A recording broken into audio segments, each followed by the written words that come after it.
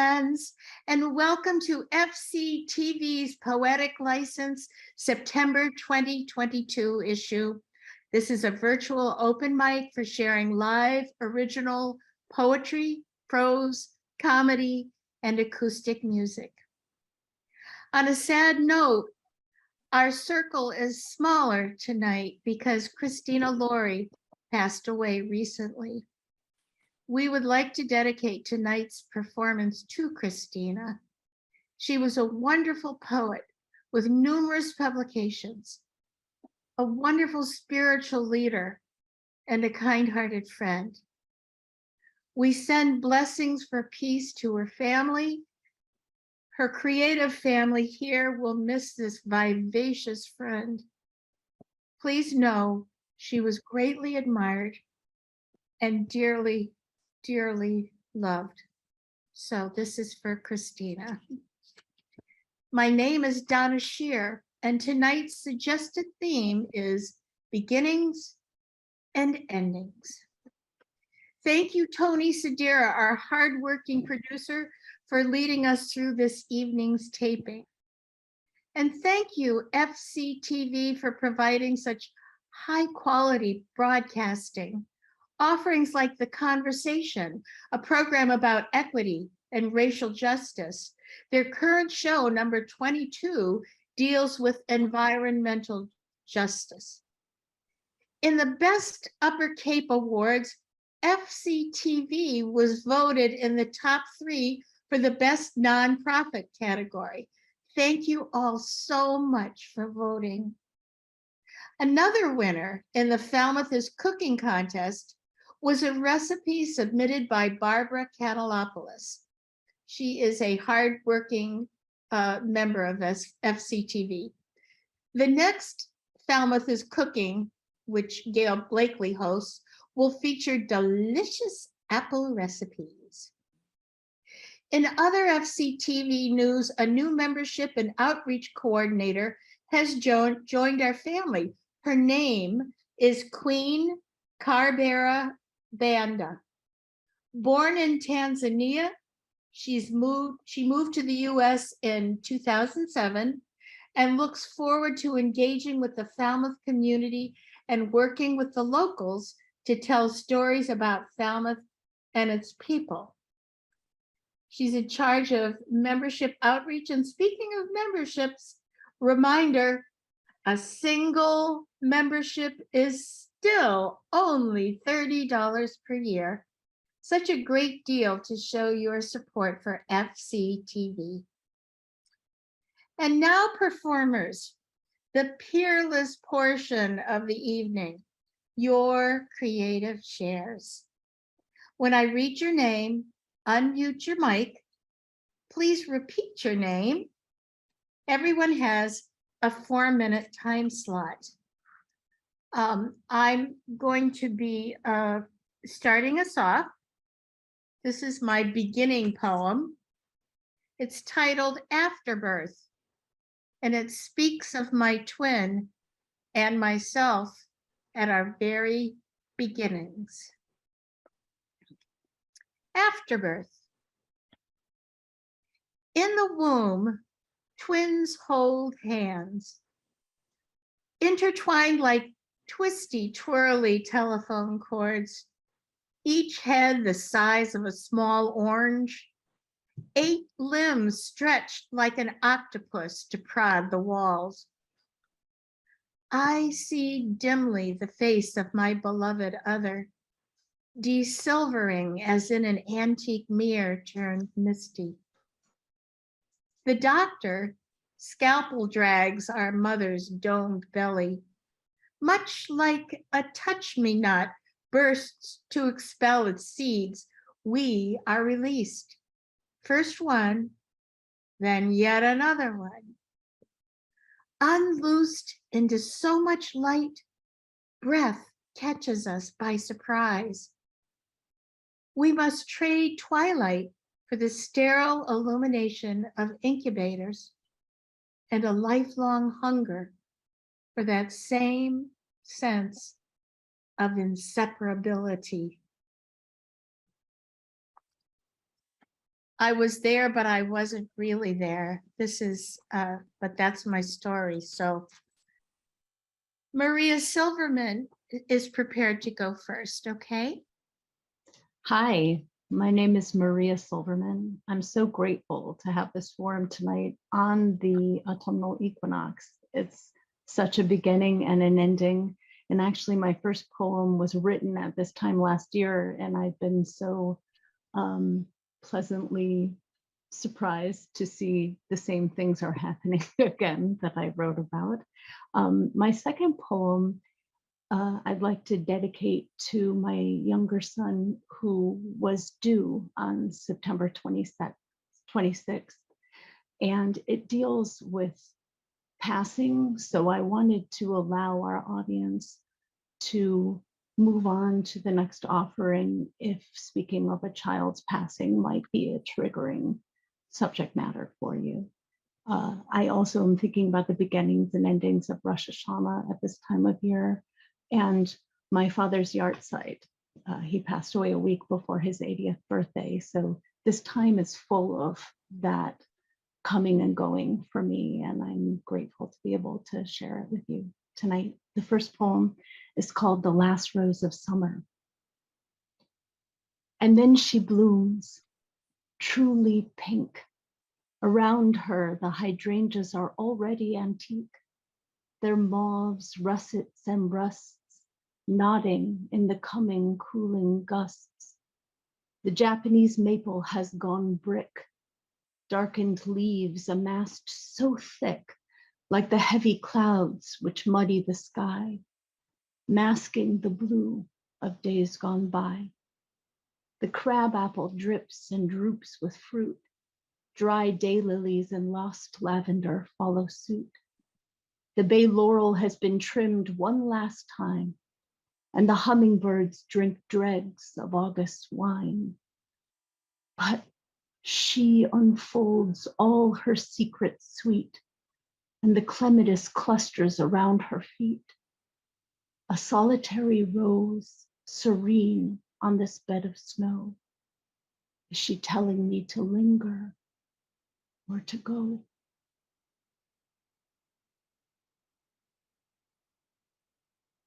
My second poem is titled The Unplanting and was written at the other equinox in the spring. There were pale crocus poking through piles of dead leaves and daffodils debuting early as the red breasts and red wings rise with the sun, singing the sleepers awake. And I struggle to stay buried deep beneath the duvet. There were his soft, small hands crowding clover seeds into the new soil, not understanding he was making a promise that the sowing would lead to growing. And you, unseeded and unsown, never to be known. There was the Korean fir, dressed in fairy lights, which kept us alive in the dark, drinking and twinkling, that now has knocked off all its needles, an empty carcass, once swollen with dreams, now dry as bone, discarded, alone. There were the words that spilled out, staining the paper, like the blood between my legs.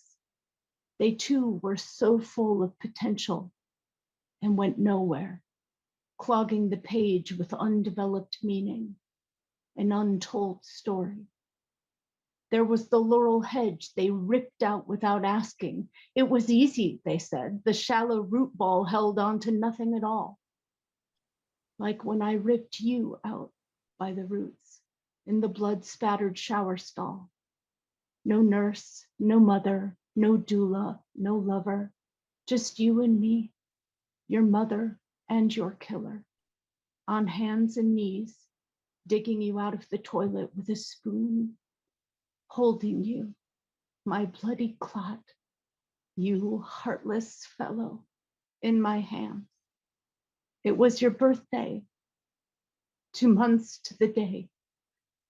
and your passing under the same hollow-faced half moon, not the time for sowing or reaping, just weeping and dripping crimson, giving birth to death.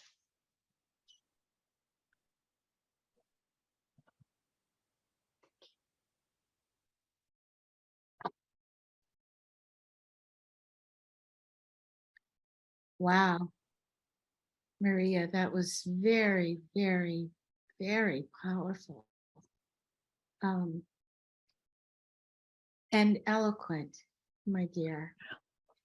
The first poem, I loved all the nature, that you included in that.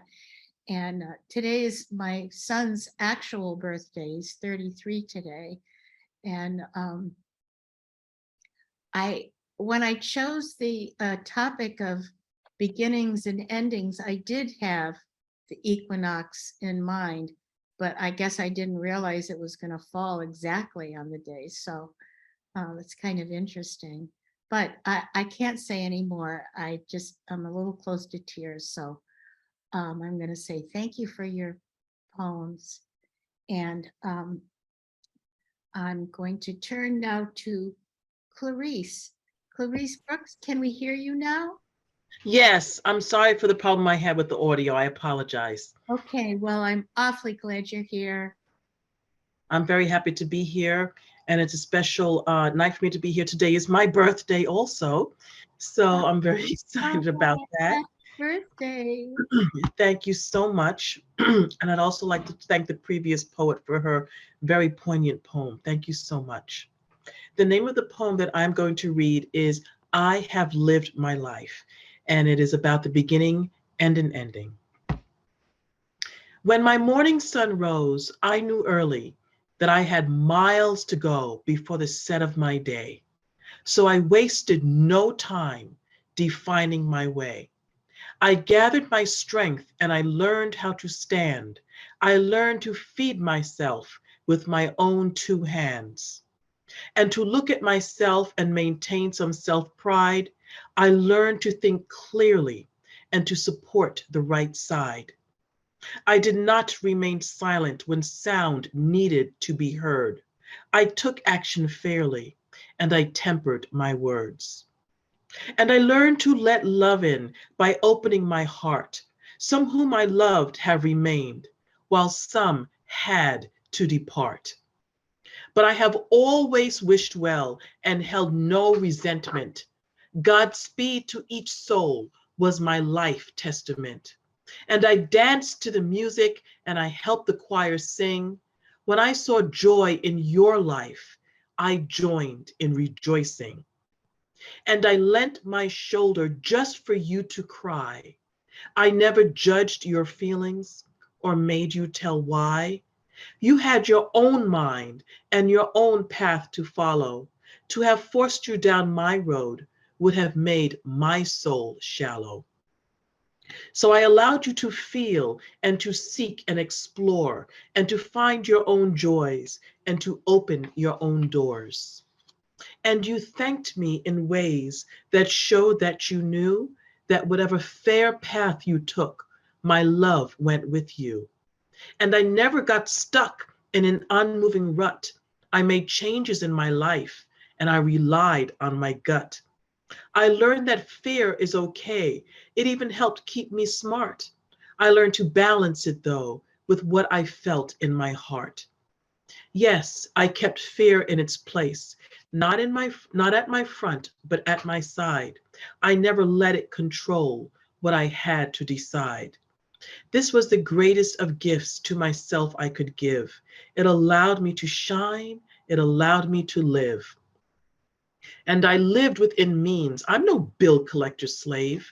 I kept some stashed on the side and to some charities I gave. No, I never got burdened and bogged down with debt. I paid every bill. Heck, that's why I slept. And I learned there was no better place for keeping it real than to sit with my loved ones and sharing a meal. So I'd set about creating a sacred space with my family and friends, always first giving grace. Each voice was heard, each one shared a smile, our elders and mid-aged, and most especially each child. And I never forgot to say thank you and please, one simple God bless you upon hearing a sneeze. A friend or a stranger, I didn't care who it was, a woman on the subway or a man on the bus. Just a bit of some love to always send, because each stranger I met was a potential new friend. So it is okay to now look at my night and for the moonlight to glow. Yes, it is okay now for me to go. Yes, you see, I was given this life for only me to mold, and I treasured it so for all to behold. I stayed true to my heart, and whether that was wrong or right, it allowed me to realize that no one could have done it, live this life of mine. They didn't know the song in my soul or the power of my mind. Because when my morning sun rose, I knew early that I had to define my own way. And that is what gives me this peace as my sun set today. Thank you.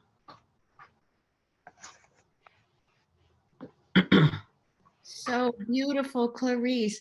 The perfect title, I Have Lived My Life, because you were true to yourself. But I feel like the greatest and most tender gift you can give anybody else is just to let them be who they are. Yes. That's Yes, I hard agree. for us as a parent. Sometimes that's really, really hard. But Yes. that's the kind of thing people need to hear over and over again. Thank you. So much judgment in the world. And Yes, I agree. that was beautiful. Thank you so Thank much. you. Thank you. All right, Jerry Reed. Hello, hello, hello. Hey, Donna, everybody. So the song I'm going to share with you today is a song that is called In the Beginning, and make sure that the sound is going to be shared. And so this song I wrote a couple years ago when a few of my patients were going through some significant endings of relationships. And I wanted to reflect on going backwards and to start about the beginning of relationships and kind of what it takes to let these relationships to be maintained over time. So I hope you like this song. Just give me a thumbs up that you hear it when I hit play.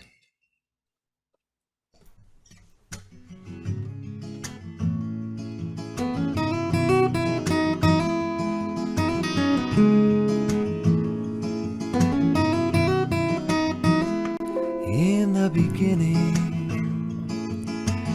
everything feels right in the beginning. There's no end in sight in the beginning. There's no losing and no winning in the beginning. 'Cause everything's so sweet and complete. But time goes by and changes complicate our lives. And so we sing old songs, we hold on to memories we love forevermore, like in the beginning. In the beginning. In the beginning, there's no such thing as time in the beginning. And there's no yours and no mine in the beginning. 'Cause everything's so sweet and complete. But time goes by. Changes complicate our lives. And so we sing old songs, we hold on to memories, and we love forevermore like in the beginning. In the beginning.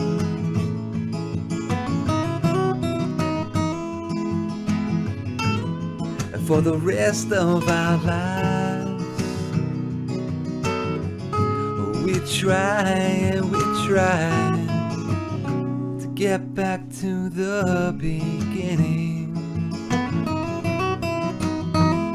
In the beginning.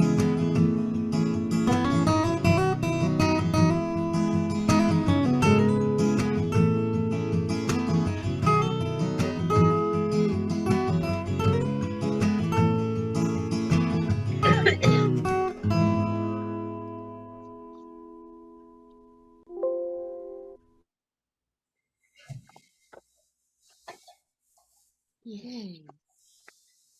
Thank you, Jerry. Advertising on Google without ad protection, you have. I love that. I love it. You know, when relationships go on and on and on and on, and you sometimes want to hit the rewind button, you know, because maybe it's not always as wonderful as it was in the beginning, but that's a very hopeful song that you wrote. So thank you, thank you, thank you for that. Thank you, Don. Appreciate it. Rosemary, my dear, Hello. how are you? I'm doing well. Things are good. I'm Rosemary Dunmoller, and wow, this has been really emotionally stirring this evening. I expect that to continue, maybe with a pause here. I got a little mythic with the idea of beginnings. This is called Fires That Pay in Ashes. I believe that the eye of God has long lashes and crow's feet. Rightly so. He's old, wise, familiar, wants to warm and feed, protect and defend. Few other perpetually tended fires meant as much as hers, until replacing her hearth fire, my mother's center of warmth and family, taking the heart from home, away from meaningful circles. Then so much else went errant. We're lost to a nurtured fire for family first. My sacred flame is more lighthouse than watchtower, more guidance to approach than warning of defense. Modern fires pay in ashes of little nourishment and obstruct my view of moonlight, starlight. I want my sacred flames back, ones that can burn careless hands and fingers, cook in comfort, warm in heat, that shine and glow as beacons for travelers, or light homeside souls under a smoky gaze. We've lost our sparks of friction on hair and dried grass. We've denuded forests for wood, warred over pressed seeds of olives, exterminated whales for oil to burn. Ancient forests pressed to black gold bring death to shores. We've paid little of the costs for all the ashes and smoke of industrial making covering my head nowadays, not grown but torn from my maternal earth. I need to find fire for my soul that's clean. I cannot find fire for my soul that's clean. All I want is to see by sunlight, see by moonlight, see starlight, knowing I'll have enough. I have enough.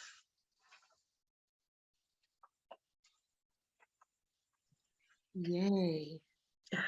My other one Like I said, I got in a mythic mood this month. Essentially maternal. My recreation, when I fed my fetus on my body and blood in perfect communion. When I could lie on my back in bed, embrace my belly, knowing I was sharing my soul with holiness unexplained, sensing this urge to unify humanness, my need. A mystic should want to see Mother God. I understand a metaphor so sacred. My godmother is in maple and holly, sap and berry, in skua and albatross, in competition to gain strength and beauty, in dissonance, symmetry, and imbalance, in gorgeous abundance, barren sand of many colors, and on a skim of light's small band on surfaces. Communion pulls me back to God's womb, sustaining me until my time of interdependence passes. Nothing so fearful as growth, nowhere so far as grown. Thank you. Awesome. Two different takes on this. I love the fire images. Oh my gosh. My fire is more lighthouse than watchtower. Oh my gosh. And then when you talk about pregnancy, you just really hit on the joy and the miracle of being pregnant. And then brought it back to, you know, your journey, which was absolutely lovely. Thank you. Thank you. Wow. Thank you.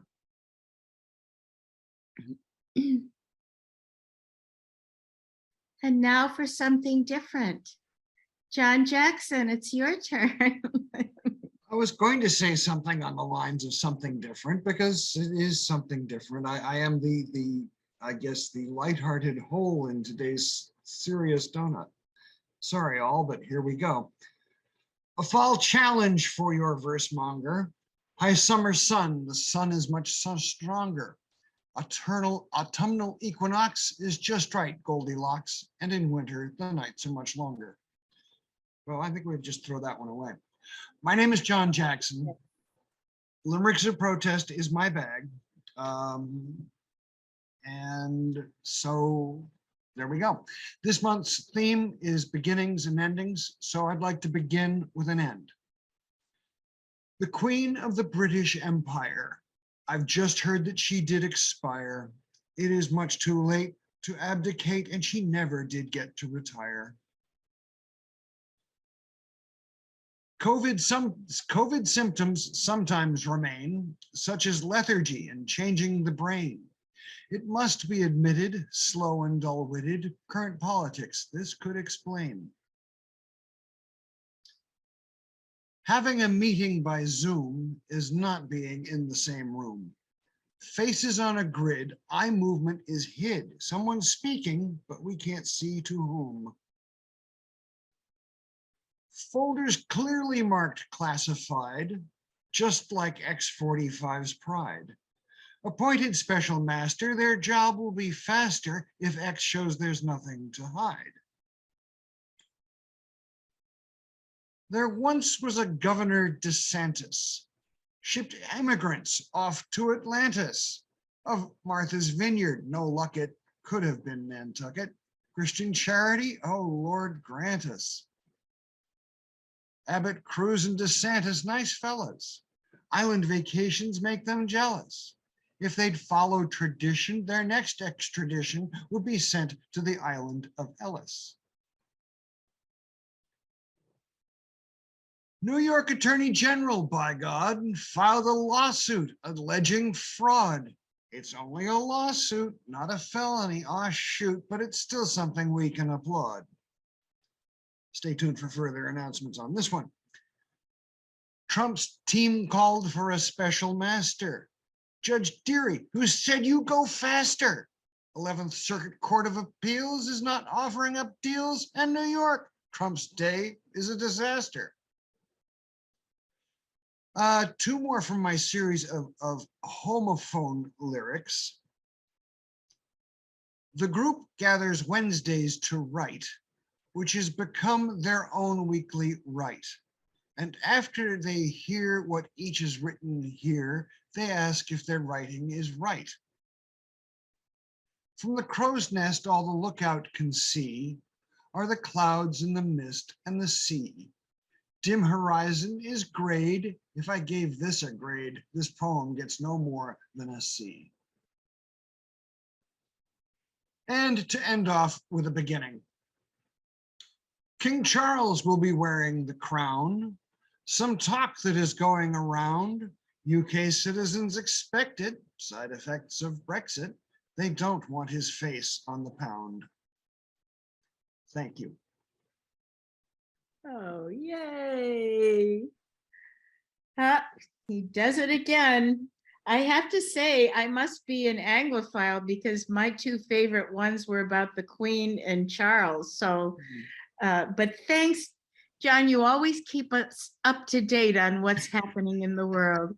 And I thought I hadn't written anything this month. Oh, I discarded about a dozen. Okay. well, you came through for us. Thank you so much. You're welcome. And it's Jackson Gilman's turn. Yes, I'm Jackson Gilman from Onset, and I'll keep it light for a bit to honor Clarice's birthday with a very short birthday song. This is your birthday song, it isn't very long. I told you it wasn't very long. Anyhow, but talking about endings, my father-in-law, David Mann, passed about 6 weeks ago, comfortably in his home, and he had been living there for a couple of years with just some aides and his remaining cat, Ginger. Ginger used to be part of a team, Ginger and Nutmeg, but Nutmeg passed at a normal, ripe age of 15 or so, but Ginger's was hanging on for a really long time. And last fall that we took her, she wasn't doing well, and took her to the vet, and the vet said, "I'm really sorry, but her kidneys aren't working. She doesn't have, maybe a week or so." But we didn't accept that, and we found out that you could hydrate her, and so Ginger was very well cared for by David's aides and Susan, his daughter, my wife. And we limped this cat along until for 10 months or so, and she was doing really well. And and David was doing really well. But then he had a heart failure, and he was in the hospital for a while, and we took him home to die peacefully at home, as he was there for a few days. And his younger sister, Sally, is a hospice nurse, so it was great to have her visiting from New York. And she's very intuitive. And I had sort of had an inkling that the cat was holding on for David. And Sally thought so as well. and Ginger was really struggling after David came home for a few days. And she was barely able to, Sally was really surprised that the cat could actually get up on her bed. And we were keeping Ginger away from David's room because just for peace. So, but after a while, it became apparent that David was going to be going soon, and so was Ginger. And Sally said, "I think we should let Ginger in." And so Ginger was brought in with David and lifted up onto his bed and on his lap. And Ginger had to reach quite a ways to actually reach his arm, but she put her paw on his arm. And my wife was afraid she was going to scratch her, so she pulled the paw off, and Ginger put her paw back on. And she pulled it off again and put it back on. And finally, she just let it be there. And Ginger passed within a few minutes. And we buried her that night, and David followed the next morning. So I think she was holding out for David, and they both went in peace. And it inspired me to, and you're talking about endings, I came up with this one for Ginger and David.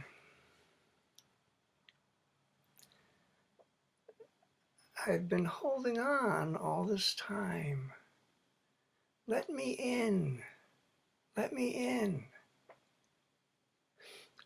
I can't get up there myself. Lift me up. Lift me up. A little bit closer. Let me touch. Let me touch. I won't scratch. Let me go. Let me go.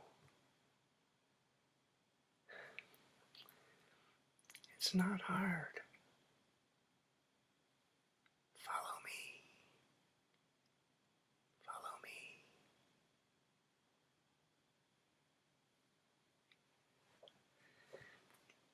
And it's a poem that I call Gingerly, and this is a picture of Ginger with her last touch.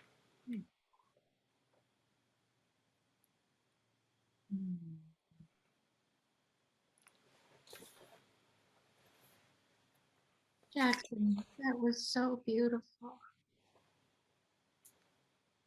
I love the way you repeated things. You know, that's, it was very effective. And your voice made it so beautiful because you have the ability to tell a story in a poem like that without losing it, which I am grateful for. That was just gorgeous. And I'm sure people know how hard it is to lose humans and to lose furry friends too. So thank you for that.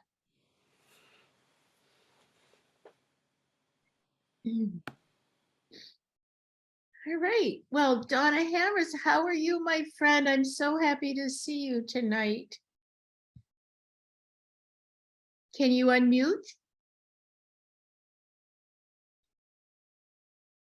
Hi, I'm so happy to see you all. It's just such a beautiful evening. And oh my gosh, my dog who's 17, Jackson, was really listening to that, you know. So I'm moving around because I'm doing a spontaneous dance performance to one of my tracks from my new CD called Look Into the Fire, which I created during COVID. It's called New Chance for a New World. I think you'd like it. Is it Rebecca? Yeah, Rosemary. Yeah, because it's all about the fire and all the elements. And this is my favorite track. It's called Everything is Changing. And I just happened to be watching this show on TV and heard about the theme. So that's why I decided to jump in. You're going to hear, I hope it works. I'm not very technical, so I have my Bluetooth. I'm going to play the track on my phone, and I hope it's not too loud. I hope it's good. And you'll be hearing this drum that I played, and every voice on the recording is my voice. It's a song that's a chant that's like a round, and all the parts interweave. And the words are very, very simple, and you're welcome to sing along and move along if you want. It's everything is changing. Everything is changing, coming to an end and finding new beginnings.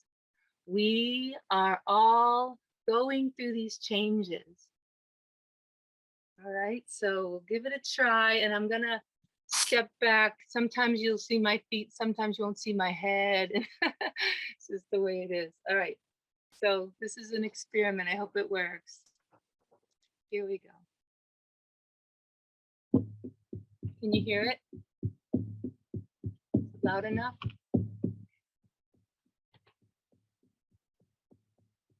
Everything is changing, everything is changing, coming to an end and finding new beginnings. We are all going through these changes. Everything is changing, everything is changing, coming to an end and finding new beginnings. We are all going through these changes. Everything is changing, everything is changing, coming to an end and finding new beginnings. We are all going through these changes. Everything is changing, everything is changing, coming to an end and finding new beginnings. We are all going through these changes. Everything is changing, everything is changing, coming to an end and finding new beginnings. We are all going through these changes. Everything is changing, everything is changing, coming to an end and finding new beginnings. We are all going through these changes. Everything is changing, everything is changing, coming to an end and finding new beginnings. We are all going through these changes. Everything is changing, everything is changing, coming to an end and finding new beginnings. Coming to an end, we are all going through these changes. Going through these changes. Everything is changing, everything is changing, coming to an end and finding new beginnings. Coming to an end, we are all going through these changes. Everything is changing, everything is changing, coming to an end and every new beginnings. Coming to an end, we are all going through these changes. Going through these changes, we are all going through these changes. Going through these changes, we are all going through these changes. Going through these changes, we are all going through these changes.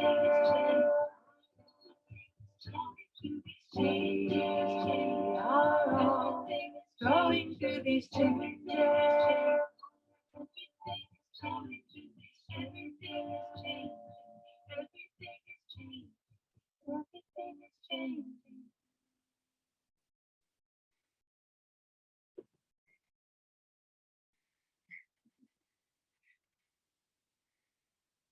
Yay.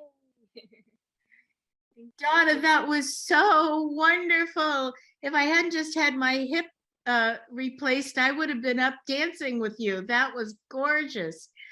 Very hypnotic. You know, I think sometimes your songs are chant songs so that they are very hypnotic and very soothing because of it. That's the idea. It's a prayer. Yeah. I'll be leading these in Woods Hole on Friday nights, chant, drum, and dance. Awesome. Watch out. Awesome. You can come do it. We'll all dance together. Thank you. I'm so glad you came tonight. All right, Patricia Austin, you gonna dance for us? No, I'm not gonna dance for us. But I am amazed at tonight. What an incredible offering from everybody. This is a very, very powerful night. And several of you have moved me so deeply to tears. And as many people know, I lost my brother this year. Donna lost so many people, so many of us have lost, but have we really lost? I think, you know, endings and beginnings, beginnings and endings, maybe we have not lost each other. We have just changed, as Donna said. We've changed the way we interact. Anyway, so my name is Patricia Austin, and I have 3 short poems for endings and beginnings, beginnings and endings. The first is called Apologies. I'm not good at going. I like becoming, not going. Like an unfolding flower in time lapse, all here, all seen, all now. Process is unfolding with links to luminaries on library shelves, still speaking, still teaching in expansive now. If the links not broken, bypassing ending, indulging process, so the when is now and only now. I like becoming. I'm not good at going.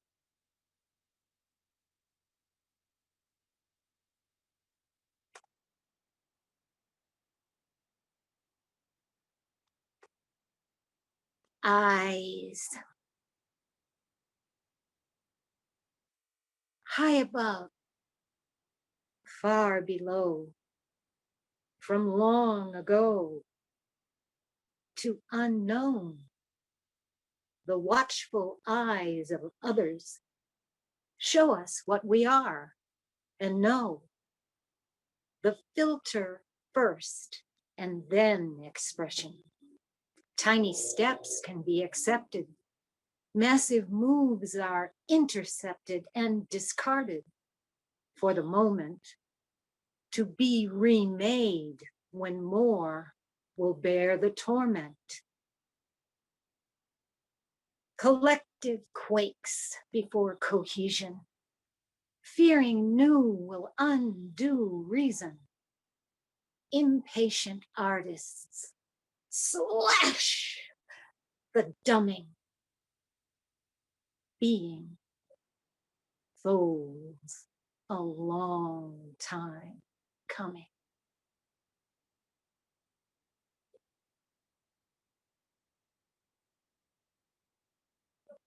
Follow the dragonfly through the spiral to the deepest expression of being. Levels of higher, the deeper you go, the steeper the climb to the doorway of no. No thing, no time, no need, no want, no ego left to flaunt. Just will and wish and wonder and pray to add to the glory, not take it away. Your dearest dream, if not distracted by the doorway of stay.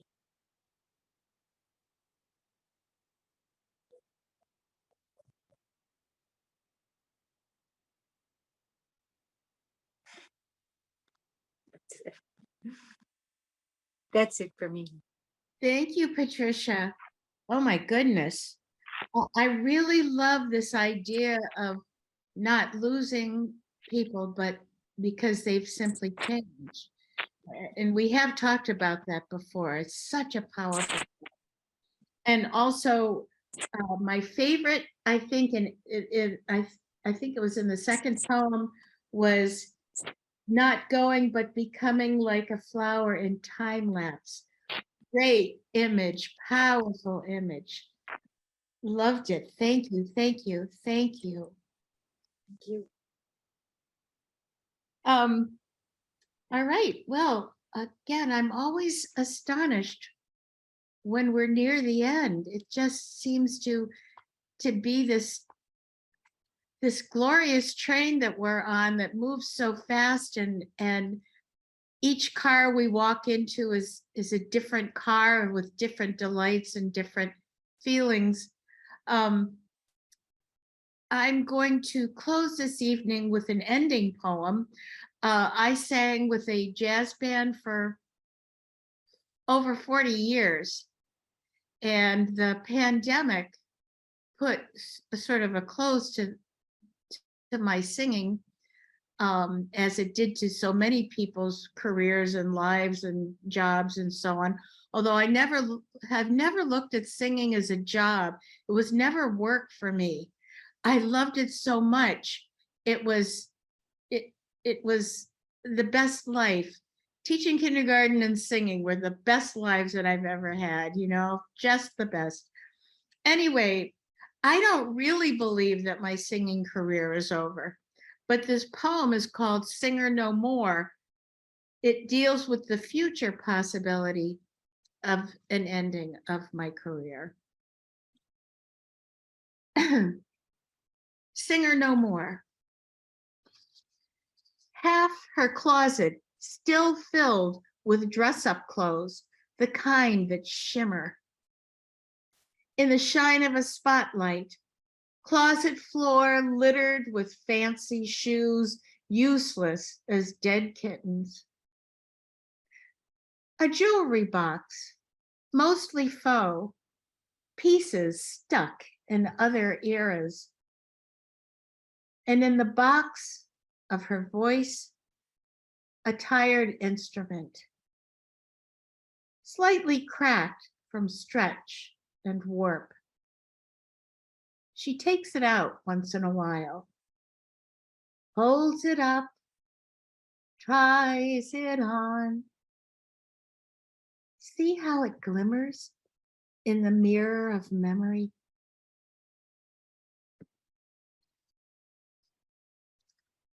So, oh, thank you, friends. This, Patricia said it well, but this really was a very, very special evening.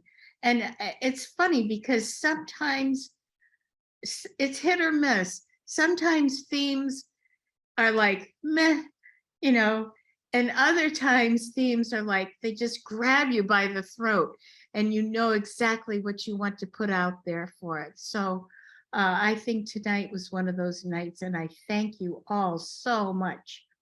This edited performance will be shown on FCTV's channel 13, as well on its YouTube channel. You can even watch it via Roku and Apple TV if you get an FCTV app. Friends who are watching out there, hello. If you long to be a performer, please reach out and join us. You can sign up by texting Tony's email, tony@fctv.org. Our next poetic license will be October 27th. The suggested theme for October will be haunted. Haunted. And you can be literal. You can choose something else if you'd like, but things I know a lot of times I've heard poems and songs on here that were very, very haunting. So take it as you like. Thank you again, Tony, for your guidance. Thank you, wonderful performers. I love you and your terrific talents. A last and final word to Christina Laurie. We miss you. We love you. We know that you are in a wonderful place, my love. So until we meet again, friends, peace and shine on.